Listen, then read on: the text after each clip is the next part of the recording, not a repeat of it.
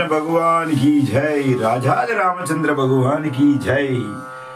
नलिनी दलगत जलमति तरलम, नलिनी दलगत जलमति तरलम, तद्वज्जीवित मत्स्ये चपलम, तद्वज्जीवित मत्स्ये चपलम, विद्धि व्याध्याभिमानग्रस्तं, विद्धि व्याध्याभिमानग्रस्तं, लोकं शोकातंच समस्తం।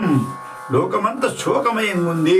తామరాకు మీద నీటి బిందువు పడితే, ఇప్పుడు తామరాకు ఉంటుంది కదా, తామరాకు మీద నీటి బిందువు పడ్డదనుకో, ఆ నీటి బిందువు ఇట్లా ఇట్లా గాలి రాగానే సడన్గా కింద పడిపోద్ది.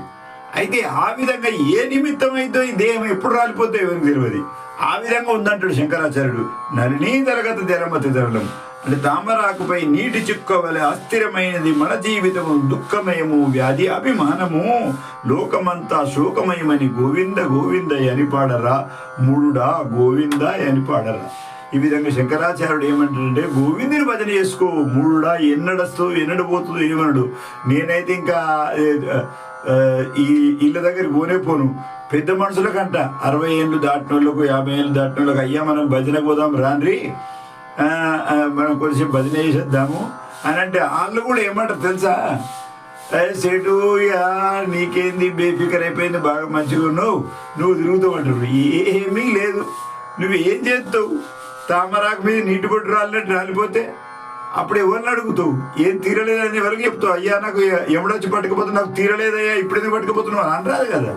అందు గురించి ఏమంటే యముడి నుంచి తప్పించుకోవాలంటే భజగోవిందం భజగోవిందం అని పడాలి. అది ఎన్నటికి తీరేది కాదు. అది ఇప్పటికి 1000 సంవత్సరాలు అయింది, ఇంకా 1000 సంవత్సరాలు ఉంటుంది ఈ విధంగానే. అందు గురించి అది తీరుతుంది అని మనం ఎప్పుడు అనుకోవద్దు.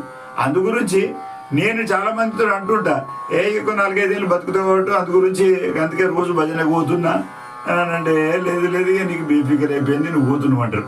కానీ అట్లా కాదు, నేనంటా 4-5 ఏళ్ళని 4-5 ఏళ్ళని అంటే ఇక కొంత మా పెద్ద మనమరాలు ఏమంటుంది ఎరికైనా, అది ఏడుస్తుంది నేను 4-5 ఏళ్ళకి పోతా అనగానే అని అంటే నాకు కూడా కొద్దిగా దుఃఖం వస్తుంది, రాదని కాదు.